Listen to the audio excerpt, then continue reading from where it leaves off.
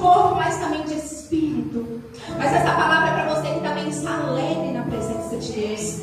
Essa palavra é para você que está feliz, que está bem espiritualmente com o Senhor. Para você entender que não vale a pena sair da presença de Deus. Não vale a pena sair da presença do Pai. Amém? Um Pai que te acolhe, um Pai que te abraça, um Pai que te recebe como um filho, independente do currículo que você carrega, independente do que você vive, independente das práticas que você pratica, Ele te trata como um filho. Ele está disposto a te receber, a te perdoar, a te abraçar e a oferecer o melhor para você. Amém? Aleluia. Eu já trouxe esse tema, eu não sei se foi nessa mensagem, eu não me recordo. Mas o tema da minha mensagem é: o que é seu já está preparado. Amém? O que é seu já está separado. O que é seu está sendo preparado para o nosso Deus. E essa palavra, ela fala de uma história de um homem arrependido. De um homem que escolheu viver uma vida que não agradava ao Senhor. Mas fala de um homem também que tem vida com Deus, que escolheu ter vida com Deus. Talvez essa história fale de mim e fale de você. Fala de um homem que teve maturidade quando enfrentou um processo difícil. Talvez essa é a minha história ou é a sua história. Amém? O que é seu já está sendo preparado por Deus. Independente do tempo, independente do momento, independente da hora, Ele está preparando, Ele está trabalhando. Amém, irmãos? Aqui a gente vê uma parábola muito conhecida. É uma história linda, é uma história maravilhosa. Só que nós aprendemos na palavra do Senhor que o salário do pecado é a morte. O salário do pecado é a destruição, o salário do pecado é a ruína. Mas o dom gratuito de Deus é vida eterna. É o que Ele tem preparado para mim e para você nessa noite. Acabamos de participar do momento maravilhoso de Santa Ceia. Amém? É isso que nós esperamos, a vinda de Jesus. E Jesus, como foi mencionado aqui lá em João capítulo 14, ele diz: não se turbe o vosso coração. Credes em Deus, credes também em mim. Na casa de meu pai há muitas moradas, e eu irei para lá. Irei preparar lugar para que onde eu estiver, você possa estar também. Aleluia, Jesus. Que essa possa ser o seu desejo. Que essa possa ser a vontade do teu coração. E quando nós lemos essa mensagem, é um ensino poderoso, que quando eu leio, não só essa, mas algumas outras mensagens, eu aprendo isso. Quanto mais nós nos distanciamos da presença de Deus, mais vulneráveis nós ficamos. Quanto mais você se distancia da presença de Deus, mais próximo do pecado você fica. Verdade. Eu não sei como tem sido a sua vida com Deus, eu não sei qual foi a última vez que você orou ao Senhor.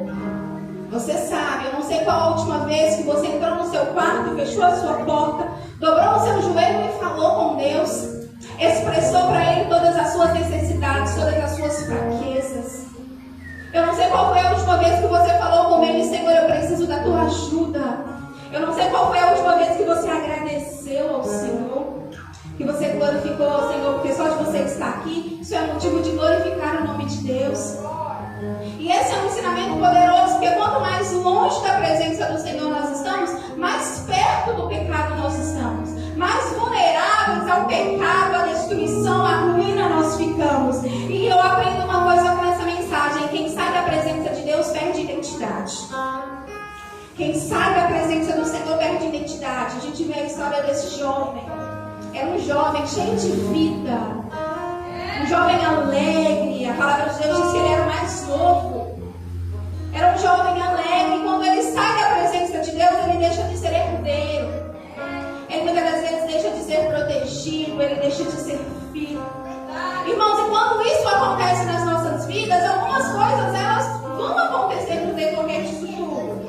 Quando nós nos distanciamos da presença do Senhor, a gente começa a envolver com pessoas erradas. A gente começa a tomar decisões erradas. A gente começa a frequentar ambientes que não convém, não é da presença do Senhor. E infelizmente isso começa a acontecer. É uma coisa ali puxando a outra.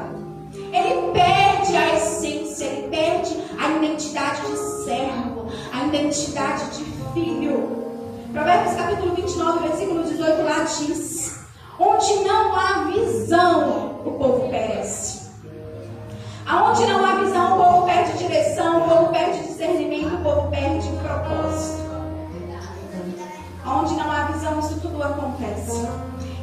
jovem, ele começa a se distanciar do lugar que te trazia a alegria. A casa de Deus é um lugar que nos traz alegria. Eu falo isso por experiência própria. Quantos de nós entramos aqui tristes? E até mesmo no momento da oração para iniciar o culto, algo começa a acontecer. O Senhor começa a se manifestar através da dirigente do culto. E você começa a sentir a presença de Deus. E as coisas já não começam a fluir do jeito que fluía antes. E Deus começa a se manifestar através da tua vida. E aí vem o louvor e testifica tudo aquilo que você está vivendo, tudo aquilo que você está passando. É isso que a presença de Jesus faz. E esse jovem, ele decide viver uma vida. O texto vai nos dizer que esse jovem decidiu experimentar os prazeres da vida. Em algumas traduções vão dizer, ele pega a sua herança e decide viver uma vida cheia de pecados. Uma vida dissoluta. Uma vida que não agrada ao Senhor. Talvez muitos de nós, se não todos, quase todos, já vivemos uma vida assim. Uma vida dissoluta.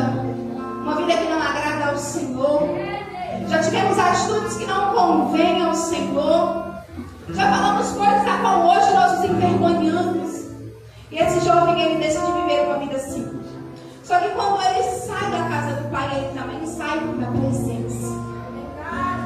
Por uma escolha dele. E quantas pessoas hoje escolheram sair da presença de Deus?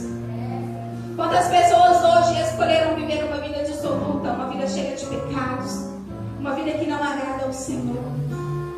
Mas pela glória e honra do nosso Deus, nós somos uma geração eleita. Amém? Tem uma geração escolhida, uma geração separada. Aqui tem um povo que não negocia os seus princípios. Aqui tem uma igreja que vive pela palavra, que vive pela oração. Porque nós somos tementes ao Senhor e acreditamos que a bondade, a fidelidade dele habita na nossa vida.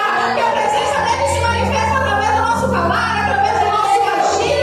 Que o manifestar dele está onde você está. Que é onde você colocar a planta dos seus pés. Que a palavra do Senhor possa te guiar. Que as pessoas possam olhar você e ver ali uma pessoa temente ao Senhor. Ali é um crente que adora o Senhor verdadeiramente. Que a sua adoração possa ser uma adoração verdadeira. Que o seu coração possa honrar ao Senhor com o melhor. Aleluia. E sempre que alguém sai da presença de Deus, três coisas acontecem. Ela perde a identidade, ela perde a visão e ela perde o propósito. E eu vou te falar por quê. Quando fala que ela perde a identidade, ela deixa de ser quem ela é. Irmãos, é muito prazeroso chegar aqui, sabe, adorar ao Senhor. Eu vou falar uma coisa, não para me glorificar, não, de forma alguma.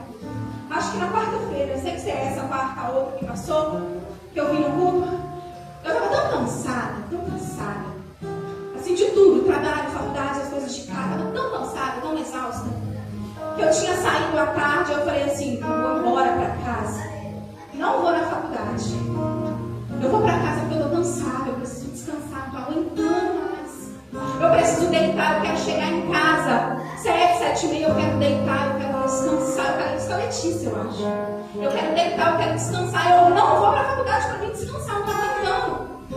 Irmãos, quando eu cheguei em casa, o André estava arrumando para vir para o culto, acho que foi semana retrasada.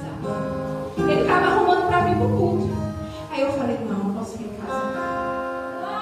Não posso ficar em casa na igreja. Não dá. Porque quando nós temos uma vida pautada pela palavra do Senhor, quando nós chegamos aqui, por mais que nós estamos cansados, exaustos, abatidos, a presença de Deus nos sustenta. E quando eu cheguei em casa, eu vi ele arrumando para ir para o culto, e eu tinha faltado de faculdade para poder descansar. Eu falei, não, eu não posso. Eu preciso ir para a casa do Senhor. Eu preciso ir para a casa do Senhor, porque eu precisava entender que o descanso que eu precisava estava lá. Muitas das vezes o descanso que você precisa está na casa do Senhor. A paz que você precisa está na casa do Senhor. E Eclesiastes capítulo 8 fala sobre sabedoria, né? A pessoa que tem sabedoria, ela sabe como agir. Irmãos, nessa parábola, o pai, ele sabia que não era o correto a se fazer. Ele sabia que se ele isse, algo iria acontecer. Isso é com a gente também. Quando Quando você sai da presença de Deus, você sabe que as coisas não vão ficar da mesma forma. O diabo vem para roubar, matar e destruir, mas o Senhor, ele vem para te dar vida e vida em abundância. E aí o pai, ele precisava deixar ele ir. Muitas das vezes a gente não aprende com os erros dos outros, não. A gente vai aprender com os nossos próprios erros. E aí, sabe por que isso aconteceu? Porque Deus, ele precisava criar naquele homem, naquele jovem em você uma estrutura. Ele precisava fortalecer aquele coração, para ele entender que lá fora, sem Deus, sem Jesus, nós não vencemos nada. Sem a presença de Jesus, nós não temos nada, nós não somos nada. E muitas das vezes o Senhor, ele vai deixar nós irmos. Ele vai permitir que algumas coisas aconteçam dentro das nossas vidas. E a gente precisa entender uma coisa: promessa sem estrutura vira peso. Bênção sem maturidade vira perda. E propósito sem preparo vira frustração. Por isso nós precisamos estar preparados. Por isso que nós precisamos estar estruturados na palavra de Deus, na presença de Deus. Para quando o inimigo vir, para quando Satanás vir, você entender que você tem um Deus e que sem Ele você não é nada. É você começar a declarar: eu tudo posso naquele que me fortalece. Sem a presença de Deus eu não sou nada. Sem a presença de Deus eu não tenho nada. Sem a presença de Deus eu não posso nada. E eu não tenho mais paz para viver longe dessa presença. Porque aqui eu encontro alegria. Aqui eu encontro descanso. Aqui eu encontro consolo. Aqui eu encontro abrigo. Essa palavra não vai falar quanto tempo aquele jovem ficou fora. Não fala quanto tempo ele ficou perdido. E muitas das vezes esse é o momento mais difícil das nossas vidas, né? Processo da cura, processo do amadurecimento, o processo do tratamento de Deus com a gente. E muitas das vezes isso gera em nosso coração muita frustração. Muitas das vezes isso gera no coração de alguns angústia. Às vezes alguns desistem na metade do caminho. Mas tem uma palavra. Tem uma palavra que quando eu leio ali eu encontro força. Quando eu leio ali eu encontro refúgio. Diz: as aflições do tempo presente não se compara com a glória que em nós há de ser revelada. Aleluia.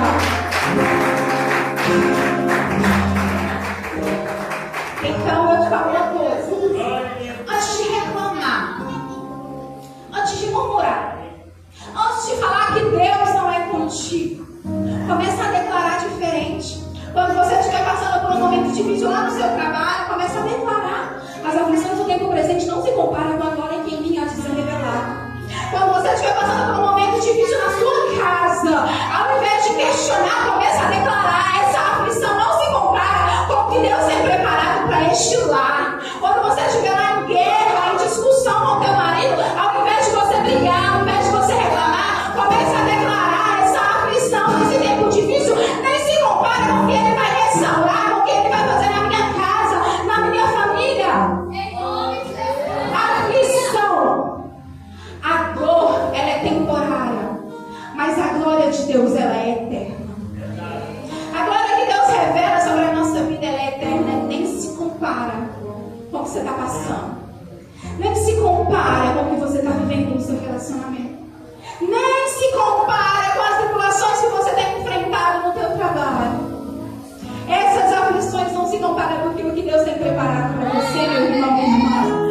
É eterno, é grandioso, é poderoso, é maravilhoso. E nós vivemos nesse propósito. E aí a palavra de Deus vai continuar nos dizendo que aquele jovem, aquele homem, né, que tomou uma decisão imatura, uma decisão errada, a palavra vai nos dizer que ele começa a passar necessidade. Estava muito longe disso acontecer, não. E ele começa a passar necessidade. Eu falei aqui, repito: o diabo, ele vem para roubar, para matar e para destruir. E existe sim consequências de uma pessoa que vive longe da presença de Deus. Existe consequência, sim, para uma pessoa que vive uma vida de pecado, uma vida de sofrimento. Em Juízes, lá conta a história de Sansão, que eu sei que a igreja conhece. Sansão, ele brincou tanto com o pecado, que ele perdeu a presença de Deus. Verdade.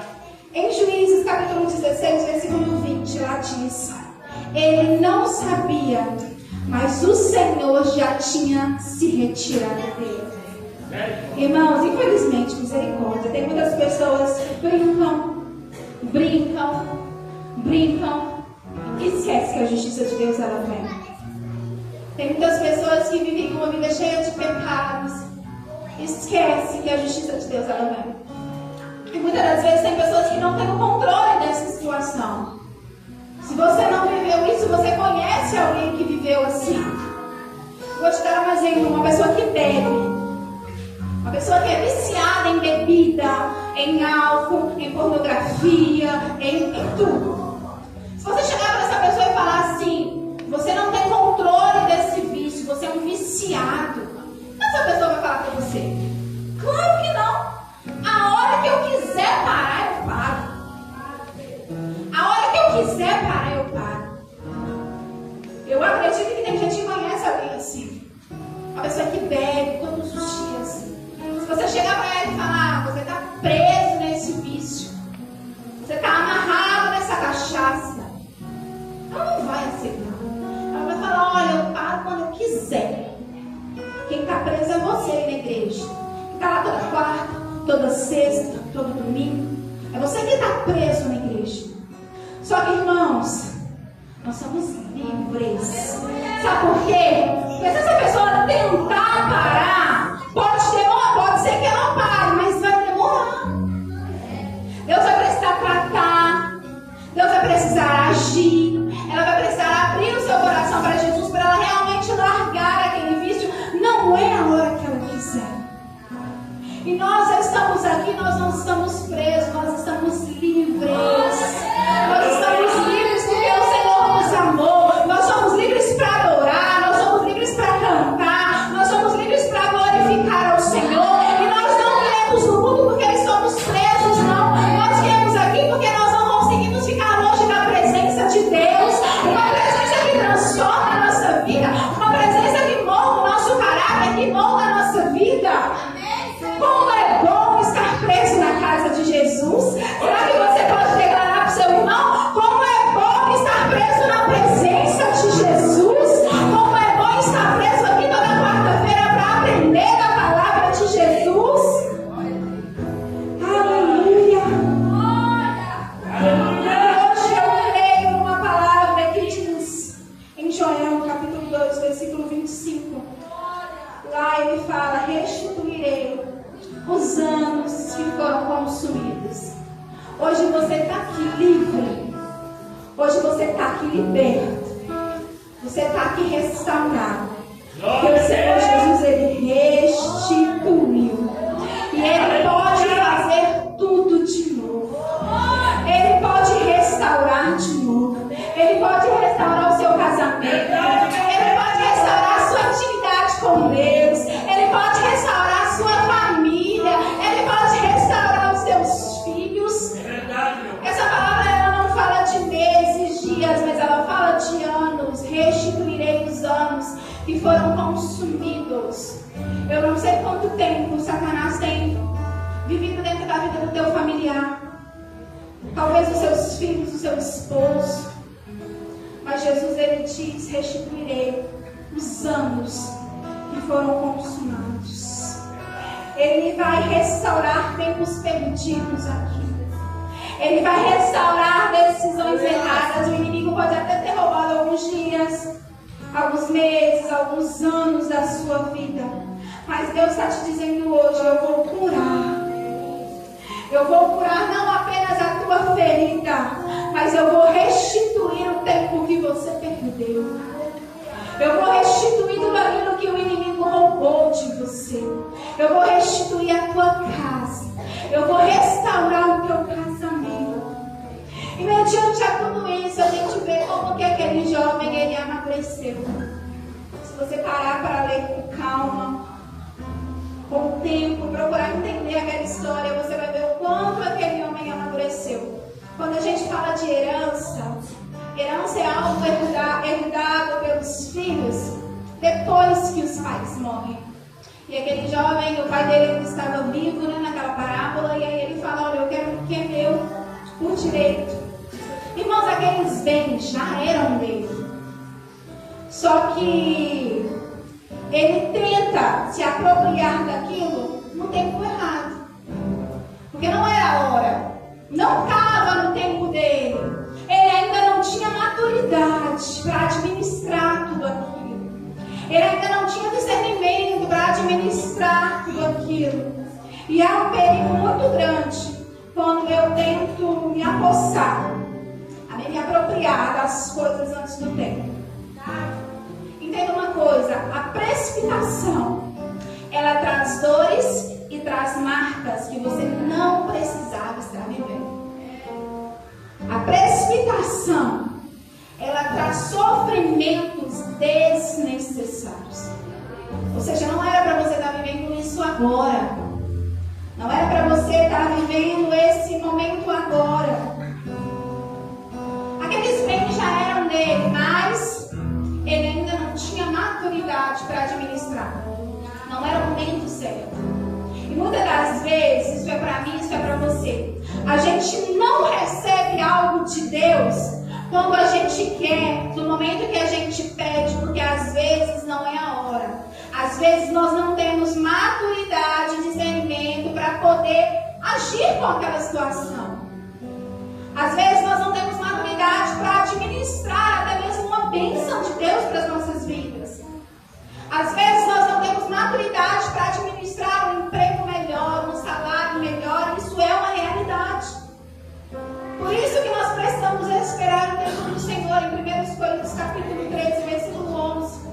Lá o apóstolo Paulo nos dá um ensinamento maravilhoso sobre isso. Lá ele diz: quando eu era menino, eu falava como menino. Eu pensava como menino. Eu agia como menino. Eu raciocinava como menino. Agora que eu me tornei homem, eu deixei as coisas de menino para trás. Você entende o tempo certo? Este versículo fala sobre maturidade.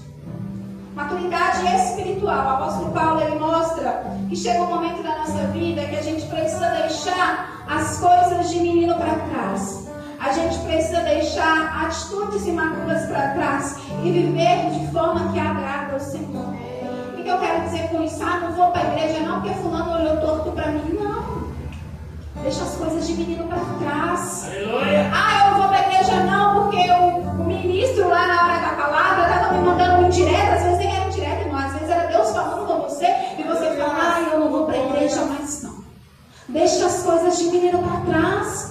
E começa a viver uma vida que agrada ao nosso Deus. Paulo, quando fala de deixar as coisas de menino para trás, ele fala de crescer espiritualmente. E esse jovem, ele cresceu espiritualmente. Amém? Crescer espiritualmente exige mudança de mente. Uma mudança tanto interior como exterior. E às vezes tem muitas pessoas, talvez aqui, talvez a tua família, que ainda não deixou as coisas de menino para trás. A palavra de Deus diz: não os conformeis com esse mundo, mas sejam transformados pela renovação da vossa mente. Deixa a palavra de Deus transformar a sua mente. Deixa a palavra de Deus habitar dentro da tua vida. Por isso que eu falei, essa palavra não é só para quem está desviado, não. Aqui só tem gente cheia da presença de Deus. Aqui só tem crente. Aqui só tem servo fiel ao Senhor. Seja transformados pela renovação da vossa mente. Seja transformado. Deixa a palavra, deixa o louvor transformar a sua vida. Chega de viver amargurada, insatisfeita. Vamos viver a presença de Deus todos os dias. E aí a palavra continua nos dizendo: e caindo em si. E caindo em si, oh meu Deus. Como Deus é poderoso. E aí ele fala: Pai, eu pequei contra o Senhor. mais digno de ser chamado de filho. Eu não mereço, eu sou pecador. O que eu fiz não é certo, eu não mereço ser chamado de filho. Irmãos, entenda uma coisa, ele não chega lá indignado, não. Mas por que isso aconteceu? Mas por que eu estou passando por isso? Mas por que isso está acontecendo na minha casa? Mas por que meu marido está desviado e não volta? Mas por que meu filho está nas drogas e não é curado, não é liberto? Mas por que isso está acontecendo? Ele diz: Pai, eu pequei contra os céus e pequei contra o Senhor. E eu não sou mais digno de ser chamado de filho. A forma com que ele chega na presença do Pai é diferente. A forma com que ele chega na presença de Deus é diferente. Ele reconhece que ele não é merecedor. Ele reconhece que ele é falho e que ele é pecador. Ele reconhece que ele não é merecedor, mas ele é servo. E a palavra do Senhor em Salmo 128 diz: aquele que teme ao Senhor, ele é abençoado na sua casa. Amém, meu Pai. De que vale, irmãos, dinheiro? De que vale fama? De que vale sucesso? De que vale reconhecimento? Se no último dia Jesus virar para você e falar: aparte-se de mim, porque eu não te conheço, eu não sei quem você é. De que vale tudo isso? E aí, para finalizar, ela diz que quando o Pai o avistou, irmãos, eu acredito que tenha sido o momento mais lindo, o momento mais poderoso. Quando ele o avistou ali de longe, ele manda preparar a melhor roupa, ele manda preparar a melhor sandália, ele manda matar o melhor bezerro, porque ele entendeu que ali estava vindo não somente um filho, mas um servo arrependido. Ali tinha um homem, não mais um menino, não mais um jovem, mas um homem arrependido, um homem fiel, um homem temente ao Senhor. E quando ele o avistou de longe, ele fala: vamos preparar o melhor, vamos separar o melhor. E é isso que Deus faz com você, com a sua vida. Quando você reconciliou, quando você aceitou Jesus, ele falou: eu vou preparar o melhor. E essa palavra, ela é dita para você todos os dias, porque quando você levanta da sua cama, Jesus diz para você: você vai viver o melhor, você vai viver o extraordinário, você vai experimentar da boa, da perfeita e da agradável vontade de Deus. Aleluia! O que estava morto reviveu. Será que você pode ficar de pé? Aleluia! Eu não sei o que está morto dentro de você. Amém? Eu não sei se tem sonhos que você ainda não conseguiu realizar. Eu não sei se tem projetos que ainda não foram concluídos. Mas o Senhor está te dizendo hoje: o que estava morto vai voltar a ter vida. Lá em João capítulo 8, ela fala de uma mulher que foi pega em adultério. Amém? Lá tinham tantas pessoas para apedrejar aquela mulher. Lá tinha tantas pessoas para apontar para aquela mulher e dizer para ela que ela é pecadora, que ela não é merecedora, que ela não era digna.